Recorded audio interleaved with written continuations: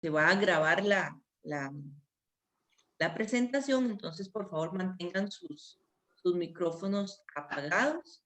Si en algún momento al final de la presentación quieren hacer alguna pregunta o algo, pues nada más abren su microfonito y hacen la pregunta o la duda correspondiente. Y vamos a continuación a hacer la oración y la canción del encuentro. Pongamos mucha atención, oremos en comunidad. Ustedes saben que tratamos siempre de que los temas vayan unidos al tema de la exposición. Así que muchísimas gracias y nos disponemos a entrar en comunión con el Señor.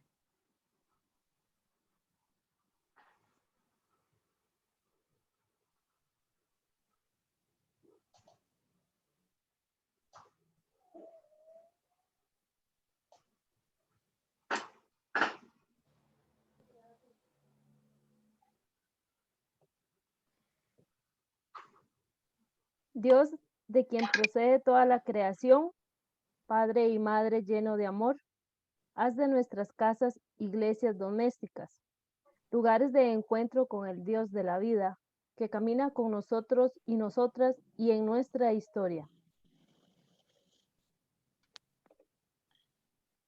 Haz de nuestras casas hogares abiertos, donde se acoja y se ofrezca pan a los que tienen hambre, donde se alivie la soledad de quienes se sienten abandonados, donde se denuncie el egoísmo y el derroche, donde se comparta la vida y la fe.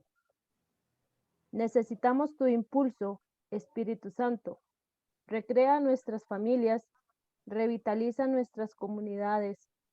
Haz de ellas iglesias domésticas en las que se viva y se proclame la buena noticia del Evangelio, con nuevo ardor, nuevos métodos y nuevas expresiones.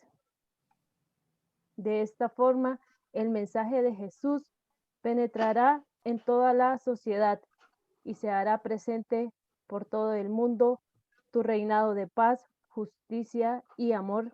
Amén. Amén. Amén.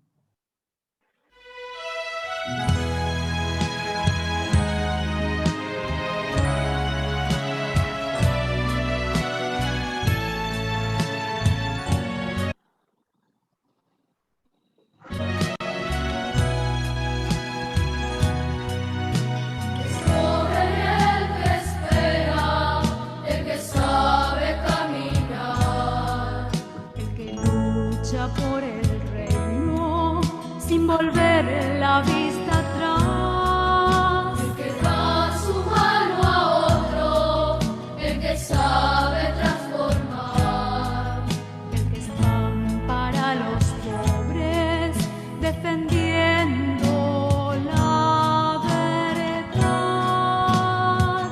Quiero ser pan para el hambre, ser el pan de mi pueblo y construir el escándalo de compartir. Quiero ser pan para el hambre, ser el pan de mi pueblo y construir el escándalo de compartir. Es joven el que arriesga, el que sabe caminar, el que siempre se pregunta sin volver la vista atrás, el que sabe hacer historia, el que sabe transformar, el que es voz de los pequeños defendiendo la verdad.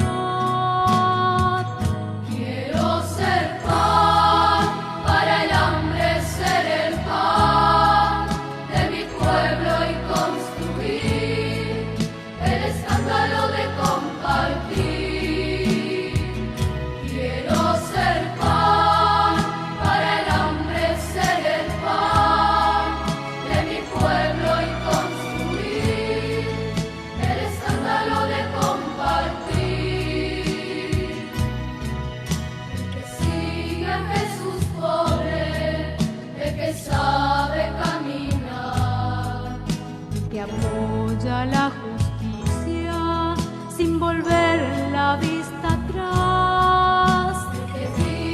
siempre abierto, el que sabe transformar. El que canta con los otros, defendiendo la verdad. Quiero ser pan, para el hambre ser el pan de mi pueblo y construir el escándalo de compartir. Quiero ser pan, para el hambre ser el pan de mi pueblo y construir el escándalo de compartir. Quiero ser pan, para el hambre ser el pan de mi pueblo y construir el escándalo de compartir. Quiero ser pan, para el hambre ser el pan de mi pueblo y construir el escándalo de compartir. Quiero ser pan.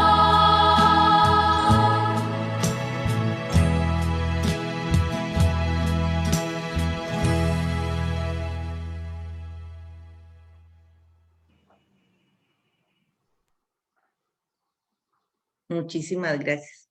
Queríamos también agradecer la presencia de los CMFs que están hoy aquí, el padre Mateo, Jorge, y también la presencia de Rafita, ¿verdad? Como presidente del equipo de Procura.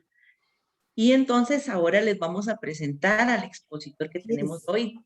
Perdón, yo creo que también está el padre Eladio, ahí lo veo. ¿A dónde está el padre Eladio? ¡Ay, sí, padre Eladio! ¡Bienvenido! ¡Qué dicha! Un placer tenerlo con nosotras. Ah, no lo había visto. Bienvenido, había padre dejado Eladio. No se había dejado ver. Ujú. Preséntese, padre, para que lo conozcan.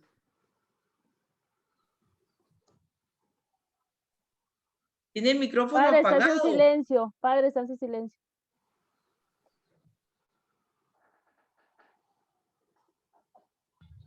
Ahora sí. Buenas tardes, escuchando la temática primera de cómo entrar y salir del Zoom.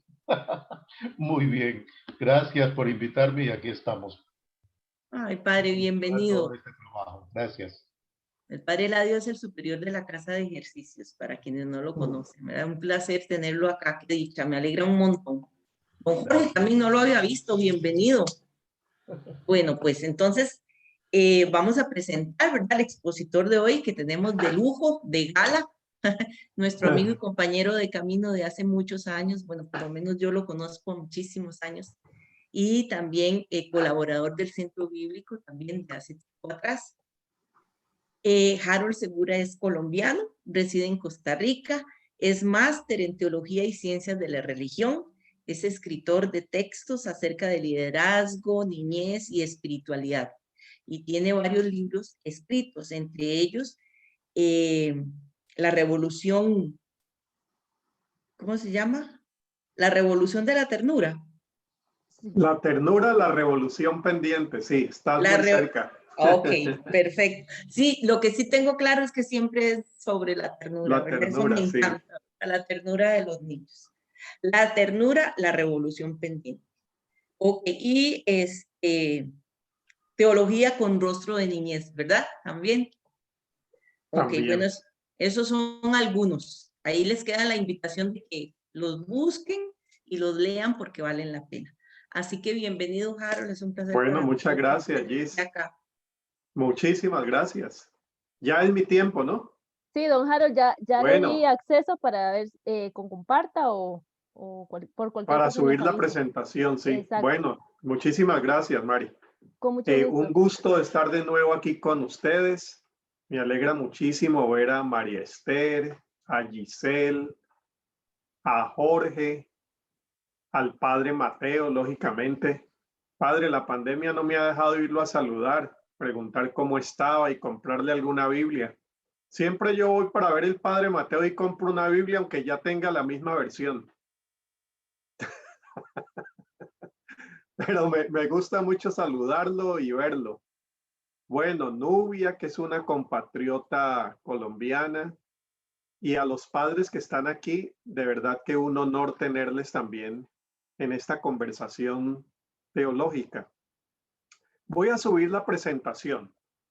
La presentación voy a enviárselas inmediatamente terminemos para que todos lo tengan.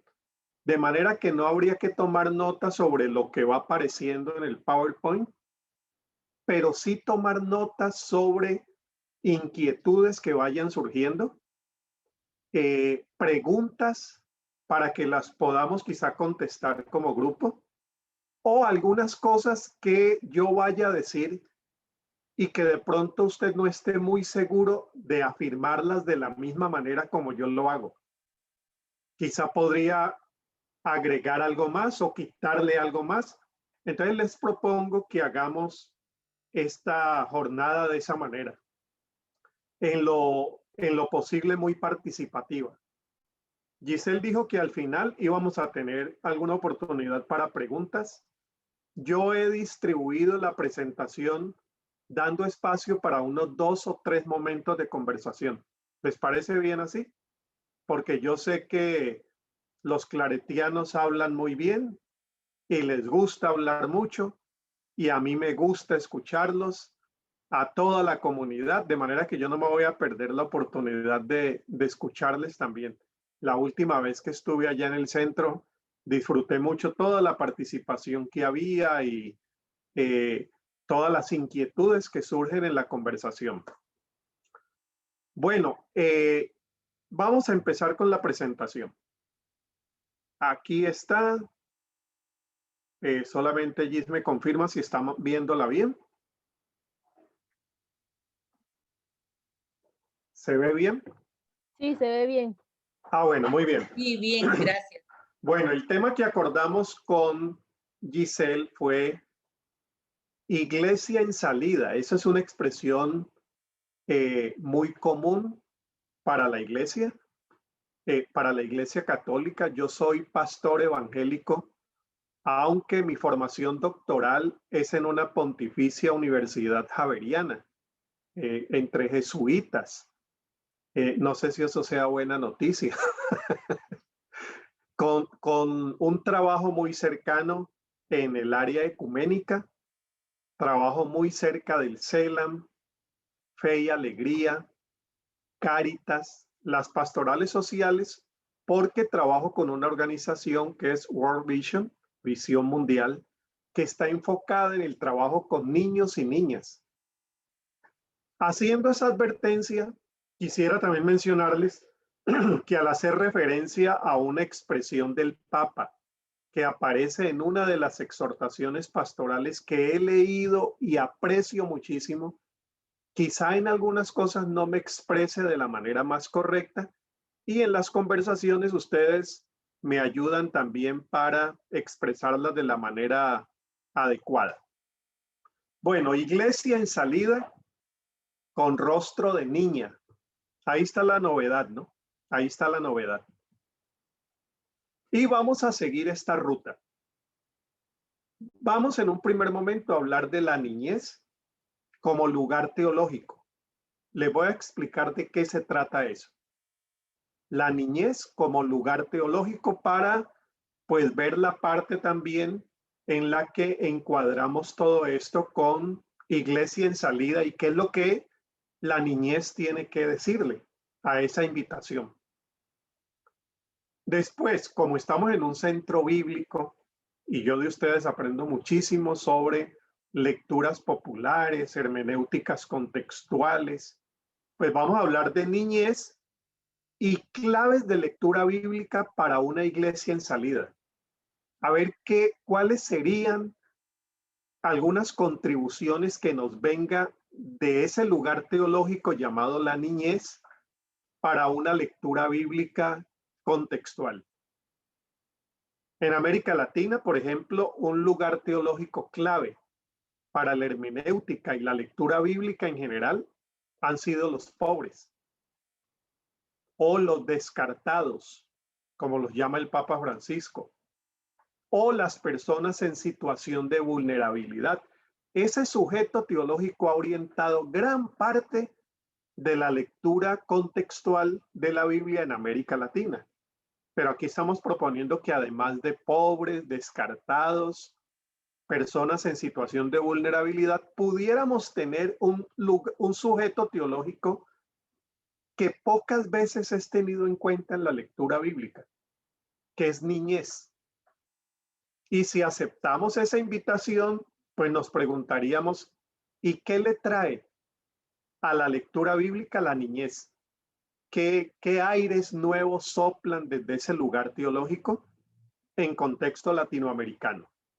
Y después vamos a terminar con iglesia en salida y opción preferencial a favor de la vida, que allí la niñez también pues tiene mucho que decirnos.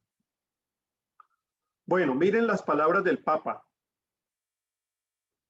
La iglesia en salida, esto está en La Alegría del Evangelio, números 46 y 47. Seguramente ustedes han visto esto y lo han leído muchas veces. Yo escogí entre todos los números estos dos. La iglesia en salida es una iglesia con las puertas abiertas. Qué linda esta forma de decirlo. Salir hacia los demás para llegar a las periferias humanas no implica correr hacia el mundo sin rumbo y sin sentido. Muchas veces es más bien detener el paso, dejar de lado la ansiedad para mirar a los ojos y escuchar. Ahí ya se me viene una primera imagen, que quienes miran a los ojos y escuchan sobre todo son niñas y niños. Renunciar a las urgencias para acompañar al que se quedó al costado del camino. Quizá el Papa no está pensando en lo que nosotros ahora estamos pensando, que nos viene muy bien, de que esas figuras hacen referencia a unas formas de ser niño y niña, no tan características de los adultos, más de la niñez. A veces es como el padre del hijo pródigo, que se queda con las puertas abiertas para que cuando regrese pueda entrar sin dificultad. Esas formas siempre pastorales y cálidas de Francisco. Y en la casa, ¿quiénes son los que más dejan las puertas abiertas? Los hijos, las hijas, los más pequeñitos, aunque a mí me pasa todavía con mi hijo economista que acaba de cumplir 22 años, viene de visitar la novia un minuto antes de que entre la restricción vehicular, a las 9:59. A veces yo ya estoy arriba leyendo con mi esposa, descansando. Entra y no le pone el seguro a la puerta. Pero de niño dejaba la puerta abierta. Uno tiene que estar muy pendiente. Entonces, mire que son imágenes a las cuales la niñez pudiera ayudarnos mucho, ¿no? Para iluminarlas mucho más. Sigue diciendo Francisco, la iglesia está llamada a ser siempre la casa abierta del Padre. Uno de los signos concretos de esa apertura es tener templos con las puertas abiertas en todas partes. De ese modo, si alguien quiere seguir una moción del Espíritu, miren, allí hay una palabra muy jesuita, ¿no? Lo de moción en los ejercicios espirituales. Y se acerca buscando a Dios, no se encontrará con frialdad de unas puertas cerradas. Entonces, si uno sigue leyendo al Papa, en el caso mío, que tengo mucho interés en esto de la pastoral con rostro de niñez y la teología de la niñez, uno leyéndolo a él tiene la sensación de que está, no sé si intencionalmente, no creo, está expresándose que la niñez recoge muy bien por sus maneras de ser, ¿no? Los niños y las niñas. La alegría del evangelio. Incluso la exhortación apostólica ya comienza con algo que es muy característico de la niñez. Frente a un mundo con tantos adultos aburridos, tristes y amargados. Amargados, una palabra que se usa mucho aquí en Costa Rica. No sea amargado. Entonces el Papa Francisco nos está invitando a una iglesia que yo pienso es la invitación a una iglesia con rostro de niña, por lo del femenino, la iglesia. Bueno, conversemos.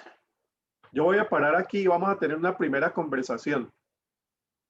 Ubicándonos en nuestro contexto, hablar de iglesia en salida es hablar de qué para ustedes, que seguramente hasta han tenido estudios de esa exhortación pastoral extraordinaria.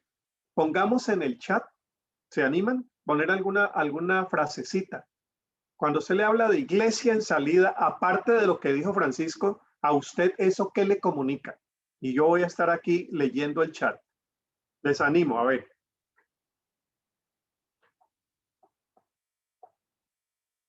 Ir hacia las periferias. Sí, una iglesia en salida, pero con dirección, ¿no, Gis? No es que sale por salir y deja las puertas abiertas. No, Francisco lo está orientando muy bien. Sale, pero tiene una dirección. ¿Alguien más se anima a poner en el chat? Jorge, saludos Jorge. Salir al encuentro del prójimo. Miriam, una iglesia de puertas hacia afuera, no de puertas hacia adentro o puertas adentro.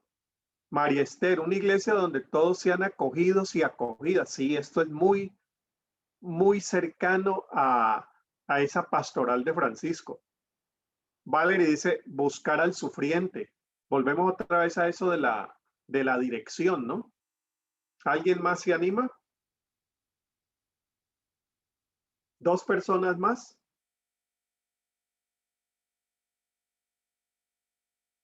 Bueno, suficiente con eso que tenemos. Una iglesia que desafía, dice María Cristina. Ahí está Tirsa, por favor. Yo diciéndole María Cristina, se pone muy seria ahí, Tirsa. Una iglesia es que hoy ha tenido problemas de entrar, qué dicha. Bueno. Una iglesia que desafía y se desafía. Sí, esto de la iglesia en salida es una iglesia que se cuestiona. Y pues eso es importantísimo en una tradición eclesial donde la iglesia ha sido la que cuestiona a los demás, pero no a sí misma. Jorge dice acercarnos a los alejados. Padre Mateo dice, es iglesia hacia periferias, hacia los precarios y zonas indígenas. Sí, ahí incluiríamos toda esa lista de personas excluidas o descartadas, como dice el documento. Iglesia de puertas abiertas para todo. En conversión constante, ya. Hermano, muchas gracias, Rafael. Entonces, miren lo siguiente. Noten que la mayoría de respuestas apuntan hacia dónde hay que ir. Sí, hacia dónde. Periferias, pobreza, vulnerabilidad. Pero creo que habría que agregar también cómo es que hay que ir.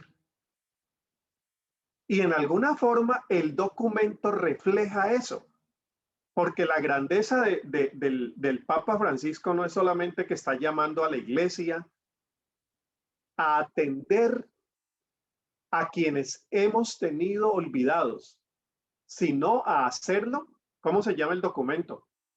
La alegría del evangelio. Es la manera. Entonces me parece a mí que niñez tiene mucho que ver no tanto con la orientación, sino lo que es fundamental a la misión de la iglesia, la actitud.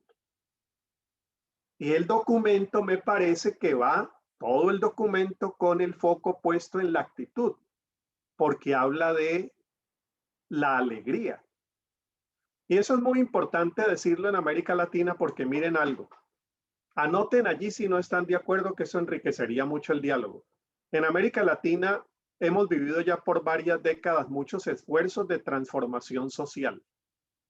Hemos tenido algunas llamadas revoluciones, unas con éxitos que hay que aplaudir y otras con éxitos fracasados después de un tiempo.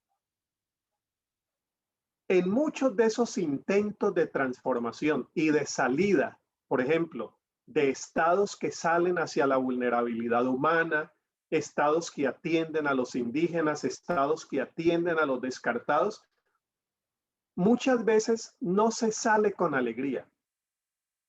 En algunos casos se sale hasta con violencia, con rudeza. Porque claro, las situaciones humanas a veces son tan crudas y difíciles que a uno no le da la oportunidad para ir a trabajar por los más necesitados y hacerlo con alegría. Entonces, frente a un partido de derecha, viene uno de izquierda que viene a hacer cosas muy positivas, pero a veces las actitudes de venganza contra el que ya estuvo dañan mucho de los procesos de transformación social. Eso queda allí para pensar, solamente para decirles que me parece que la niñez nos comunica algo que es sustancial a la manera de hacer misión, que es la alegría, la espontaneidad, la sensibilidad. ¿Qué tal si dijéramos una iglesia en salida como salen las niñas? Cambiaría mucho a decir en salida como salen los ejércitos, en salida como salen los adultos, en salida como salen los empresarios. Es cierto que son otros espíritus, pero si decimos salir con alegría, ahí es donde está para mí la clave de Francisco en esa exhortación. Salir con alegría introduce una novedad. Entonces, de eso es que creo que la niñez puede enriquecernos mucho esa actitud de la iglesia en salida. Vuelvo a la presentación. Muy bien, ahí vamos. Entonces, vamos a entrar con lo primero, la niñez como lugar teológico, y siendo que ya hemos tenido oportunidad de conversar antes con ustedes sobre esto, voy a ir aquí solamente un poco más rápido, aunque sin repetir ya lo que dije hace año y medio. Llevaron unos niños a Jesús para que les impusiera las manos y orara por ellos. Pero los discípulos reprendían a quienes los llevaban. La niñez resulta muchas veces incómoda para los mismos discípulos. Jesús dijo: dejen que los niños vengan a mí y no se lo impidan, porque el reino de los cielos es de quienes son como ellos. Después de poner las manos sobre ellos, se fue de allí. Aquí hay una cosa muy importante en este evangelio, y es precisamente esa forma como Jesús se indigna con sus discípulos, porque ellos piensan que esta misión discipular de Jesús debe hacerse a la manera de los adultos y con adultos, si es posible. A los niños hay que dejarlos crecer, a las niñas, para cuando llegue su momento de misión. Jesús dice: no, es ya. Y sobre todo es muy necesario que se acerquen, porque cambiarían en gran parte la amargura de ustedes. Porque eso de excluir y apartar no es mucha alegría del evangelio, ¿no? Y muchas veces la iglesia ha actuado más parecida a los discípulos que al mismo Jesús. Bueno, entonces hablemos un poquito muy rápido de la niñez como lugar teológico. Cuando tomamos a la niñez como lugar teológico, aquí hay algo muy lindo que se está agregando. Es que en las teologías, sobre todo en las teologías latinoamericanas, hemos tenido la oportunidad de detenernos en otros sujetos teológicos: pobres, mujeres, afrodescendientes, diversidad sexual, la casa común, personas con discapacidad. Pero creo que se ha dejado por fuera niñez como lugar teológico, siendo tan central en el evangelio. Y alguna vez comentaba con Tirsa también que incluso cuando se habló de esos otros sujetos teológicos tan importantes, no se tuvo en cuenta ese sujeto teológico en condición de niñez. Por ejemplo, se habló de pobres, pero se tuvo siempre en cuenta el niño y la niña pobres. Se habló de mujer, teología mujerista o teología feminista o teología ecofeminista, pero poco se dijo de niñez. Yo le he seguido el rastro a Ivonne Guevara. Ella ha mencionado niña, pero se menciona muy poco niña en teologías feministas. Afrodescendientes, personas con discapacidad. Yo hablaba de esto en Cuba con la red de personas con discapacidad y dije, ¿y qué tan en cuenta tienen ustedes también en su labor pastoral y teológica niños y niñas con discapacidad? Mire que fácilmente hacemos lo mismo de los discípulos. Ellos que esperen cumplir cierta edad.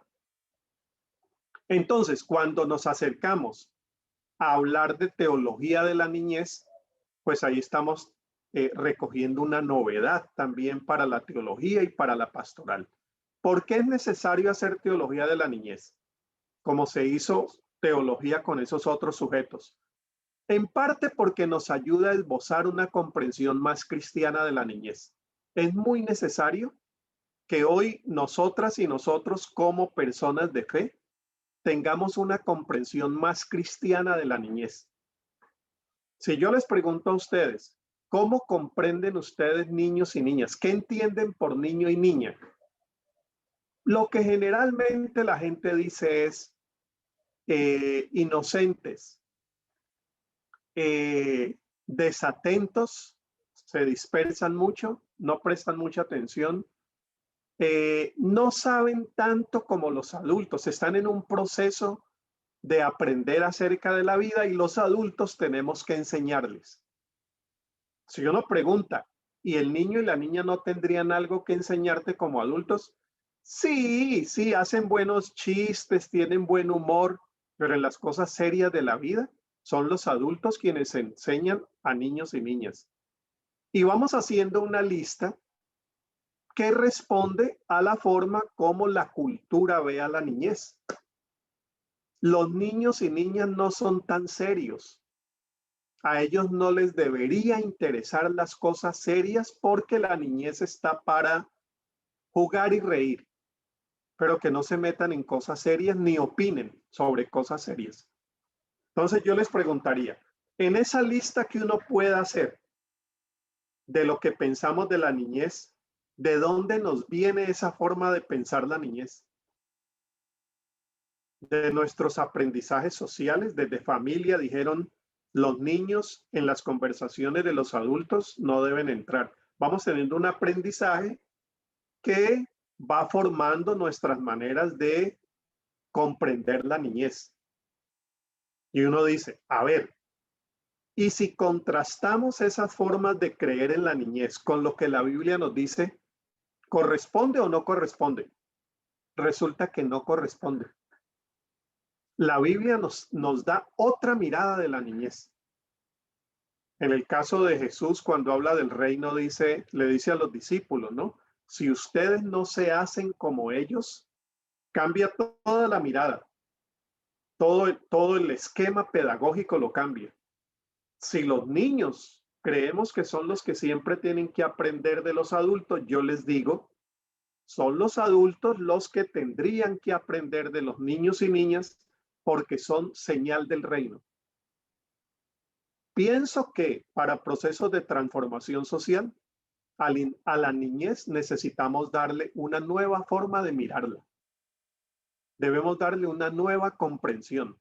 Y el Evangelio podría ayudarnos en eso, junto con el diálogo con ciencias humanas, ciencias sociales, para tener una mirada un poco más equilibrada de la niñez y no esas miradas tradicionales que hemos tenido. También nos ayudaría a reconocer la contribución que la niñez le hace a la fe. Porque siempre, pues ya sabemos, es la fe la que le hace una contribución a la niñez. Pero es que Jesús dice que la niñez tiene también algo que darnos en las maneras de comprender a Dios, en las maneras de vivir la fe. La espiritualidad nuestra ha sido una espiritualidad adulta, varonil, eurocéntrica en muchos casos. Pero ¿qué tal si cambiáramos todas esas miradas y dijéramos, ¿y la niñez qué elementos subversivos introduce en nuestras maneras de vivir la fe? Entonces es también cuando se hace algo de teología de la niñez, cuando conversamos de estos temas, una forma de reconocer que niños y niñas tenemos también una contribución que recibir. No solamente que tenemos algo que hacer, sino algo también que dejarnos hacer por los niños y las niñas. Y bueno, finalmente el tema que tanto nos interesa y que ya lo expresamos en el chat, ir hacia los vulnerables, ir hacia las situaciones de pobreza. Ahí hay niños y niñas. No hay que olvidar eso. Las grandes revoluciones sociales no serán posibles como no lo han sido antes si no se tiene en cuenta a la niñez. Eso es contundente después de todas estas décadas de grandes intentos sociales en América Latina. Y no estamos romantizando de que es que en la niñez está el futuro del mundo. No, no, no. Tomándolo en serio como sujeto social. Entonces, un Estado que deja por fuera la niñez, no es posible que podamos esperar mucho de un Estado así.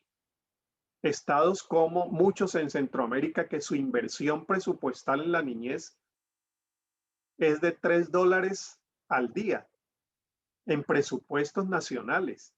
Entonces, no es posible pensar en una gran transformación, ni es posible pensar en una iglesia nueva si cuando sale en búsqueda de los descartados, no tiene en cuenta que entre los descartados hay niñitos descartados y niñitas descartadas por miles.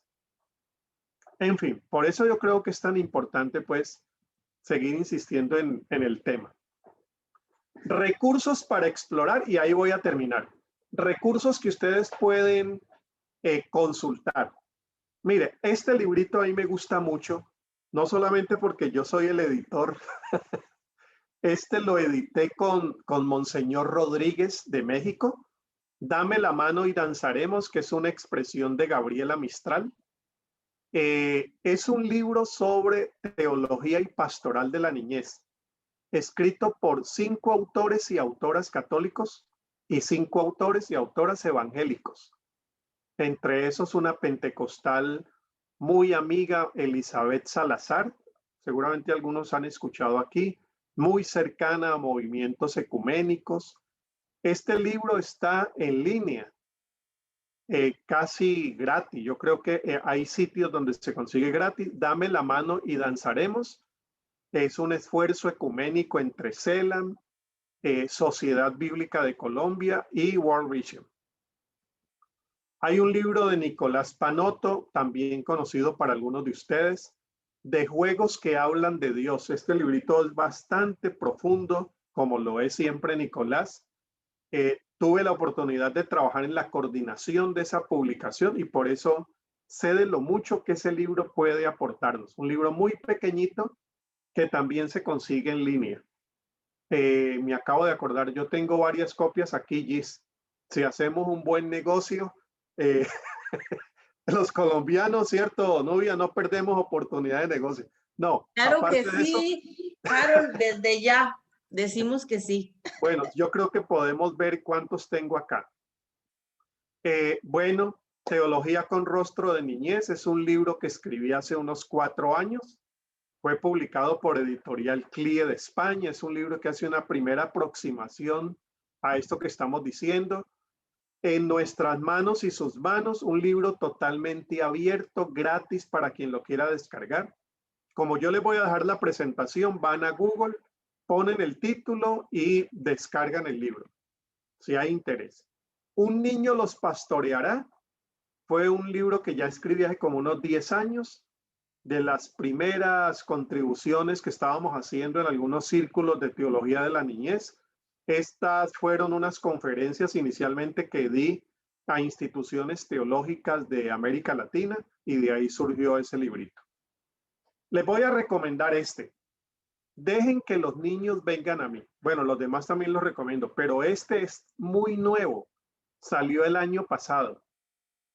Lo hicimos entre unos 7 teólogos y teólogas. Es un folletito que está completamente gratis y que a propósito, aunque es un proyecto para América Latina, aquí en la Universidad Nacional de Costa Rica, alguien hizo la mediación pedagógica en 5 sesiones. Mire, una buena sugerencia. Estudiar ese folletito son 30 páginas lindísimo sobre todos estos temas que estamos hablando y tiene 5 sesiones muy bien mediadas pedagógicamente, muy lúdicas también, que pueden ayudarnos a explorar estos temas.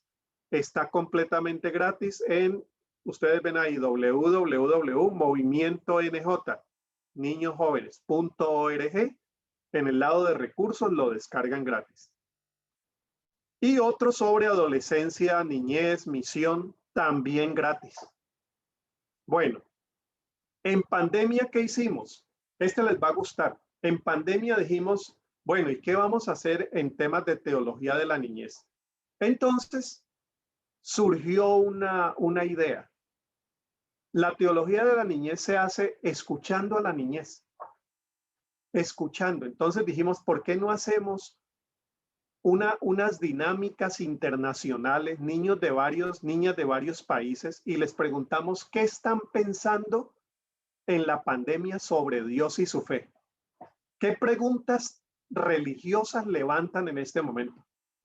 Entonces se hizo todo ese trabajo en varios países de América Latina. La mayoría vinieron de Sudamérica. Ahí venían preguntas que se hacen los niños. Si mi abuelo muere, ¿irá al cielo?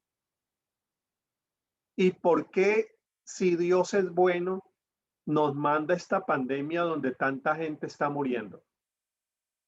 ¿Y por qué? Mire, entonces recogimos todas esas preguntas, escuchamos qué respuestas daban y junto a unos teólogos y teólogas de América Latina, una psiquiatra y una educadora cubana respondieron esas preguntas. Ese folletito está también en el mismo sitio del movimiento NJ, el anterior, gratis, completamente gratis este librito. O ponen en Google las niñas y los niños preguntan, niñez, teología y pandemia. Ahora, como yo estuve al inicio de todo el proceso de este cuadernillo, ¿qué intentaba yo? Yo les decía, si logramos responderles a niños y niñas de una manera muy cálida, muy cercana, estaremos haciéndole un favor a la iglesia adulta que se está preguntando lo mismo y lo está respondiendo con fatalismo, con supuestos apocalipticismos desastrosos, refrendando una imagen equivocada de un Dios vengativo, de un Dios que es fuego consumidor y que nos mandó esta peste a ver si por fin volvemos los ojos a él. Como el sacerdote de Albert Camus en la novela La Peste. Ese sacerdote de esa novela para mí es el personaje principal. Un sacerdote que dice, pues así los quería ver Dios, ¿no? Dolidos, enfermos, casi muertos, a ver si se acuerdan de él. Bueno, entonces yo dije, si logramos responder esas preguntas de una manera amigable con niños y niñas, le haremos un gran favor a los adultos y adultos que se están preguntando las mismas cosas y las están respondiendo con tanta locura. Bueno, ahí les dejo porque todo esto tiene que ver con esas elaboraciones teológicas que vienen a enseñarnos a los adultos mucho más que a la niñez. La centralidad de las escrituras, y ahora nos preguntamos en esto de teología con la niñez o para la niñez o de la niñez, eso hay todo un diálogo ahí sobre cómo es que se debería hablar. Yo prefiero hablar teología de la niñez. Panoto Nicolás prefiere teología desde la niñez, también me gusta. La pregunta que tenemos aquí para ustedes que tienen tanto amor por las escrituras es, ¿qué dicen los niños y las niñas? ¿Qué iluminaciones nos dan para una lectura bíblica más cálida, más tierna, más amistosa, más solidaria? Ahí hay todo un campo por explorar. No es la especialización mía, pero veo desde la parte de teología de la niñez que en la parte de lecturas bíblicas comunitarias y hermenéuticas contextuales, la niñez tendría un aire muy fresco para la lectura bíblica. Sobre todo porque no sé, ustedes que conocen tanto de procesos de lectura bíblica comunitaria, la lectura bíblica en América Latina ha sido muy adulta, además muy rígida, muy enjuiciadora, poco amigable, muy adulta. La niñez quizá traería otras formas también mucho más humanas de leer las escrituras. Por allí es donde van las inquietudes de parte de niñez para nuevas hermenéuticas y nuevas formas de leer la Biblia. La Biblia nos ayuda entonces a esbozar una comprensión más cristiana de la niñez, lo dijimos ya. Nos invita a reconocer la contribución distintiva que hace la niñez para nuestra fe y espiritualidad. Importante decir que así como con los otros sujetos teológicos, en este sujeto lo vemos no solamente como un sujeto necesitado, sino un sujeto que hace ver nuestra propia necesidad y con una contribución muy grande para ser un sujeto empoderado, un sujeto transformador. Los pobres nos transforman. Segundo Galilea decía, los pobres nos evangelizan. Afrodescendientes, indígenas, personas con discapacidad vienen para enseñarnos sobre la vida, sobre los grandes misterios de la existencia, tantas cosas. Entonces la niñez, tal como lo hemos estado presentando aquí, tiene una contribución muy distintiva. Nos llama la Biblia también a movilizarnos hacia nuevas formas de servir a la niñez. Las pastorales infantiles no son las pastorales más fuertes en América Latina. Ustedes como católicas saben eso. En la Conferencia Episcopal Latinoamericana, cuando hemos hecho, por ejemplo, el balance de las 22 conferencias episcopales, ¿cuántas tienen una pastoral de la infancia fuerte, activa? La mayoría no tienen. Y estamos trabajando en un proyecto para capacitar a gente de pastoral de la infancia, tratar de organizar unas pastorales mucho más definidas, mejor estructuradas, con disponibilidad presupuestal también. Entonces, esto de salir, la iglesia en salida y de en salida hacia la niñez, necesita una preparación también de parte de la parroquia, de parte de toda la iglesia, para atender esa vulnerabilidad específica de niños y niñas y de hacerlo de una manera tan profesional, tan comprometida como se hace con los otros espacios de servicio. La Biblia es el texto fundamental para hacer esta teología de la niñez. La Biblia tiene mucho que darnos. A Tirsa le escuché hace ya como año y medio, Tirsa, esto que hiciste sobre Isaías y niñez. Extraordinario lo que la Biblia puede decirnos sobre la niñez, iluminarnos, cambiar nuestro discurso de la niñez, nuestras miradas. Bueno, conversemos un ratito. De lo que he dicho hasta aquí, hagamos un alto allí y conversamos.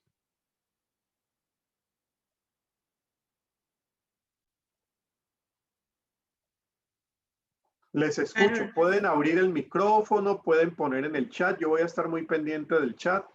Adelante. Alguien, bueno, me preguntó a mí, pero yo quisiera que más bien hacerte la pregunta a vos. Dice que si estos libros pueden ser buenos para leerlos con un niño de 10 años. Mira, el librito este de la pandemia está hecho para leerlo con papá, mamá o cuidadores de la casa y el niño. Una pregunta semanal, una pregunta cada 4 días. Está como para hacer ese ejercicio en casa, sí. Se hace la pregunta, ahí hay una sugerencia de cómo hacerlo. Se escuchan a los niños y niñas que están allí, qué opinan sobre esa pregunta, y después se lee lo que se respondió allí y se dialoga. Pero sí, está hecho precisamente pensado para conversarlo en la casa con niños y niñas, o en las parroquias, o en las escuelas, en las comunidades, donde podamos acercarnos y el manual da esa gran oportunidad.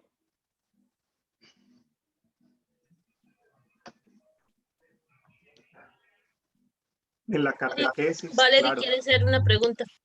Adelante. Don Harold, eso que usted está diciendo sí que realmente puntualiza el sentimiento de los niños pequeños. Yo muchos años di catequesis y me pasó que cuando estábamos hablando de la creación, un chiquito me dijo, niña, basta ya. Y yo me quedé, ¿verdad? Y entonces él me dice, tan lindo que habla usted de Dios, ¿y por qué mandó el diluvio? Explíqueme. Sí. Entonces, digamos, yo lo que le dije es que había que limpiar y bueno, ahí más o menos, y entonces le dije, y ahora cuando termine la catequesis nos vamos a sentar y vamos a hablar despacito para que, dice, sí, pero sea como sea, no es un Dios bueno. También cuando se da el tema de Dios como Padre, que uno, bueno, antes se le hacía el rostro del Padre humano, que va, ellos tienen esa sencillez, pero a la vez tienen la confianza de lo que uno les diga. Me gustan mucho estos libros porque de esa manera uno puede sacar esas dudas de una manera que ellos mismos, porque la gente cree que no entienden, pero sí entienden muy bien. Sí, sí. Bueno, gracias, Valerie. Y mira lo siguiente. Estos libros ayudan a responder a los niños y ayudan a cambiarnos a nosotros y a nosotras.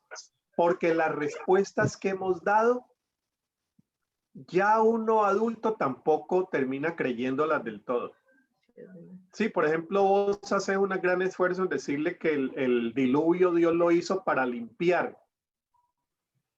Pero cuando uno se va después dice, ¿será que lo hizo para limpiar? Pero hubiera buscado otra forma como menos agresiva de limpiar, ¿no? Entonces, a uno le quedan esas preguntas. La pregunta del niño es una pregunta que nos ayuda al cambio de las teologías de la iglesia. Y volvamos al tema de la exhortación apostólica. Si la iglesia va a ir en salida, se va a encontrar con un mundo que ya no es el de hace 20 años. Y con una niñez que ya no hace las preguntas de los que hacían hace 20 años. Entonces, esa iglesia en salida, si no ajusta su configuración pastoral, va a terminar dando las preguntas que dimos hace 20 años. Y esta generación de niños y niñas ya no va a creer muchas de las cosas que dijimos. Ha habido un gran salto cultural. Ya estos niños no van a creer con la misma tranquilidad que lo hicimos hace 50 o más años. Entonces, esa iglesia en salida, cuidado, va a salir con las mismas respuestas. Cuidado, va a decir lo que hemos dicho antes. Entonces, mira que la niñez podría traernos esa nueva manera de entender la fe, de entender a Dios. Estos niños tienen una sagacidad para entender lo que nosotros no entendíamos. Nos costaba.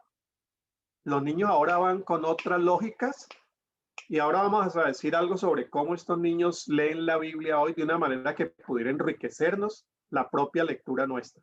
A ver, ¿alguien más? Miren, ahí el padre Mateo dice, ¿conoce alguna experiencia donde los niños y niñas animen talleres para otros niños? Sí, padre. Los tenemos en comunidades, por lo menos de los que yo conozco, en 14 países, donde tenemos algo que se llama lectura bíblica comunitaria infantil. Y usamos una metodología que surgió en la iglesia anglicana que se llama Jugando con Dios, Godly Play, que es una metodología montessoriana. No son tantas las experiencias donde niños se enseñan a niños y niñas. Siempre hay un facilitador joven o adulto, pero tenemos sí varias de esas experiencias y muy, muy ricas, muy ricas. Yo participé en una comunidad indígena del Ecuador. Eso es lindísimo. niños y niñas leyendo la Biblia a su propio ritmo, queda uno con la boca abierta de todo lo que preguntan y las formas como responden y la profundidad que tienen, ¿no? La profundidad que tienen a veces para captar cosas que el escritor sagrado tenía en mente y que nosotros en nuestra mentalidad adulta nos cuesta tanto. Entonces, sí hay unas experiencias lindísimas en esto. Tengo una inquietud. Claro, Jorge, cómo no, saludos. Gracias, igualmente, don Harold. Es un poquito relacionada con la consulta de Giselle de los 10 años. Entonces me queda la inquietud, cómo trabajar niños y niñas, pero como en sus edades. No es lo mismo trabajar con de 7, con de 10, 12, creo. Por ahí anda mi inquietud con Giselle. Muchas gracias. Sí, dice Jorge que sería importante también tener en cuenta sus edades, ¿no? Sí, sí, hay que tener en cuenta las edades y la mayoría de estas metodologías tienen en cuenta eso. Ahora, hay iglesias, sobre todo iglesias evangélicas, que han tenido siempre la tradición de que la escuela dominical dividen de 0 a 2, de 2 a 6, de 6 a 10, de 10 a 12, de 12 a 16, pero que ahora están intentando mezclar generaciones, porque tiene también otra riqueza. Pero sin duda, esto de la división trae también unas oportunidades que deben mantenerse, pienso yo. Es cierto, es cierto. Bueno, ahí miren que en el chat hay un poco de cosas riquísimas también. Gis dice, pues para tener en cuenta en las parroquias, podemos hablar de eso, Gis, y darles yo datos de quiénes lo están haciendo y cómo lo están haciendo.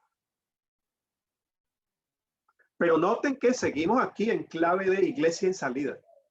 La lectura bíblica necesita estar lista para lo que nos vamos a encontrar cuando salgamos. Porque la lectura bíblica entre la gente de la parroquia y de la iglesia es muy cómoda, divertida y bendice inmensamente. Pero cuando nos vamos afuera, encontramos que hay unas preguntas que nosotros no nos habíamos hecho y unas respuestas que no nos sirven. La niñez trae esa travesura que necesitamos tener para aprender y encontrar nuevas respuestas también. Alguien que quiera a viva voz expresar, aquí hay varios en el chat que yo estoy viendo. ¿Cómo despertar esas inquietudes en los niños cuando sus padres tal vez no han enseñado sobre espiritualidad? Ahí tenemos un gran desafío, un gran desafío. En Aparecida se habla de los alejados. No se incluía tanto niños y niñas alejados porque se daba casi por sentado que los niños van incluidos en procesos de formación religiosa. Pero hoy ya no hay, ya ese no es un dato seguro. Cada vez los niños se alejan más de la enseñanza religiosa, incluidos los que fueron formados dentro de la iglesia. Entonces, ¿qué hacer en esos casos? Bueno, las escuelas basadas en la fe tienen una oportunidad. Los círculos vecinales de lectura bíblica para niños y niñas son oportunidades muy grandes. Otros círculos a través de los cuales podamos entrar en contacto con niños y niñas en las diferentes comunidades, pero ahí tenemos un desafío también. Esa es una nueva condición cultural. Cada vez más niños que no tienen acceso a una formación como se tuvo en generaciones anteriores. Harold, perdón que Sí, adelante, Gis. perdón que interrumpa yo otra vez, pero una de mis mayores preocupaciones, bueno, de todas maneras, yo creo que todas estas cosas dependen de la experiencia de vida de cada persona. Entonces es cuando más le toca ciertas, no sé, ciertos sentimientos o te despierta ciertas preocupaciones. Ahora, como yo soy abuela, tengo nietos de gemelos de 9 años. Ellos están yendo a la catequesis y a mí me tocaba acompañarlos porque uno de ellos es un niño con discapacidad. Entonces, la niña con 30 niños no le puede dedicar el tiempo a Ignacio. Entonces, le permitían que una persona mayor fuera. Entonces, yo los acompañaba.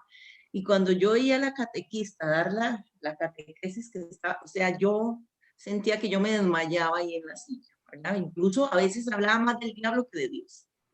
Y es esa catequesis de miedo, de ese Dios que te castiga, de ese Dios que se tienen que portar bien porque si no Dios te castiga, y eso a mí me preocupa.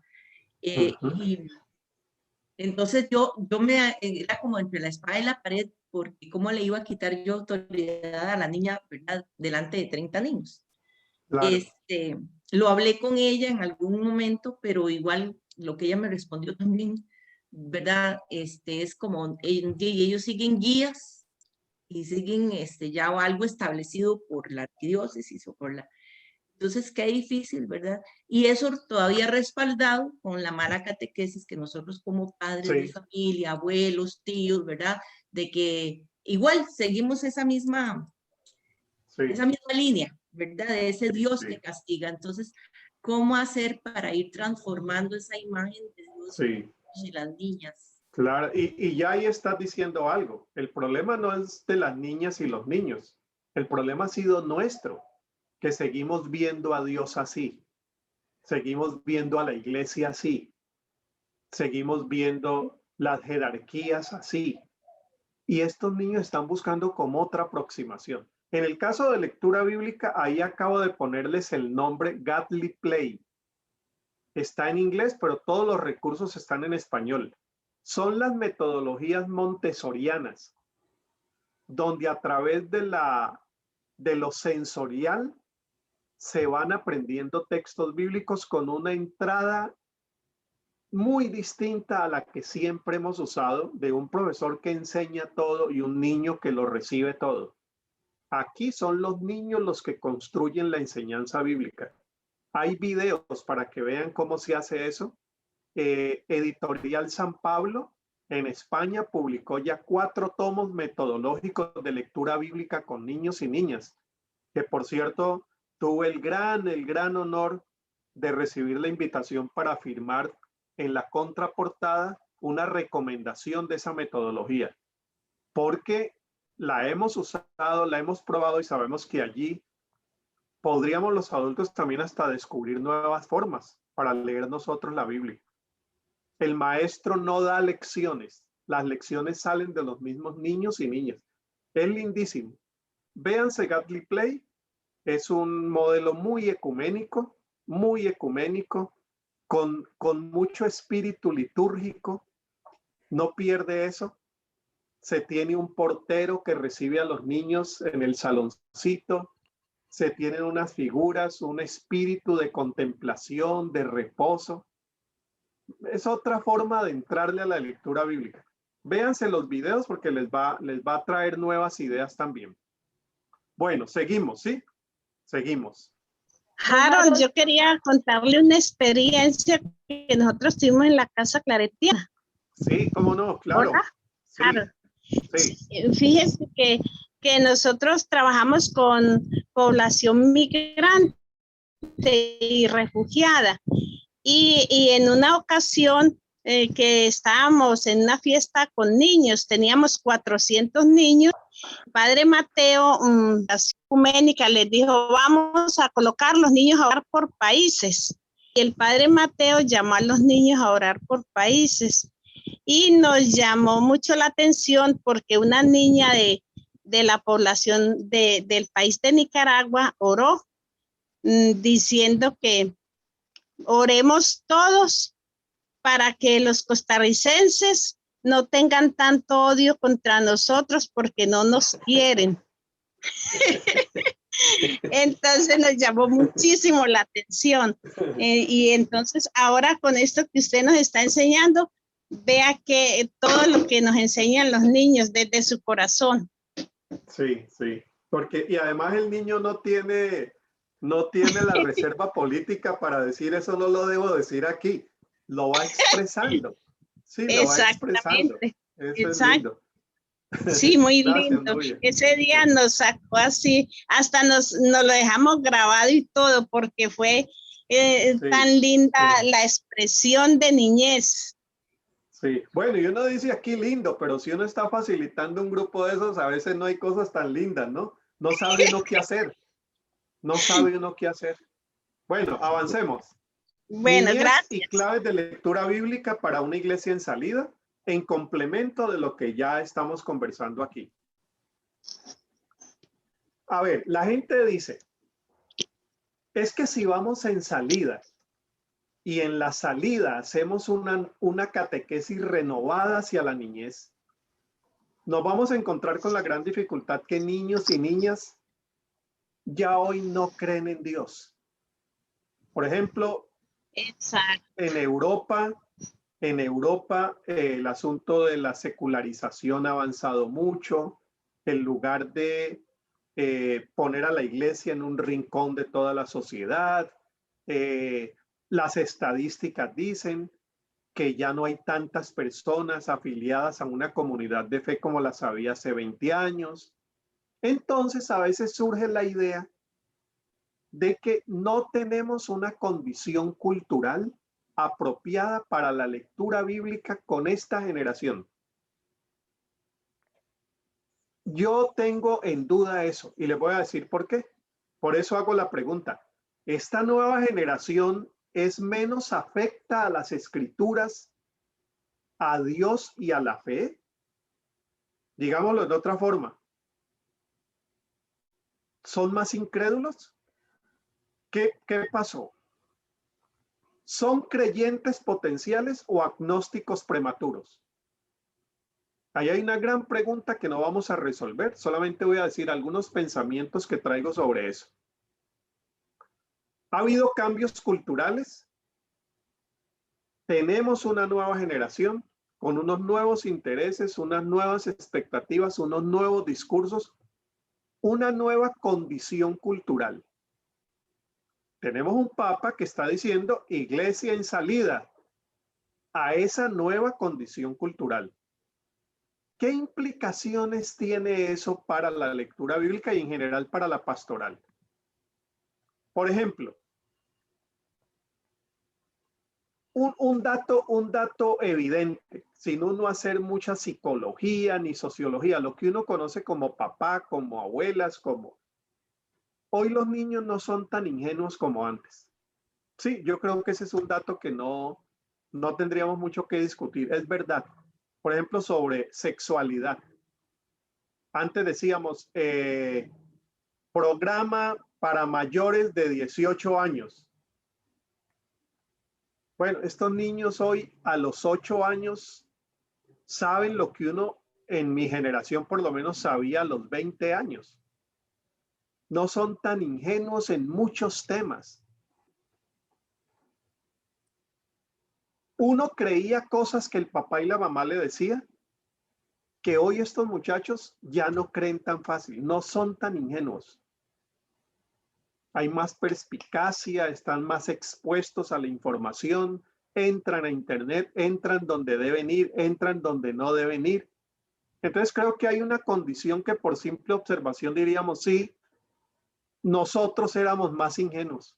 Uno le preguntaba al papá y el papá respondía. Y uno decía, yo preguntaba a los 8 años, ¿quién me trae el regalo el 24 de diciembre? El niño Dios. Estaba completamente seguro que era el niño Dios que bajaba. ¿Y por dónde baja? Bueno, hoy ya a los 8 años eso no se da, ¿no? No se da. Menos sumisos. Afortunadamente. Hoy preguntan, ¿no? Uno dice, debes hacer tal cosa. ¿Por qué? Bueno, porque es que si no te lavas los dientes, vas a... Pero eso no le pasó a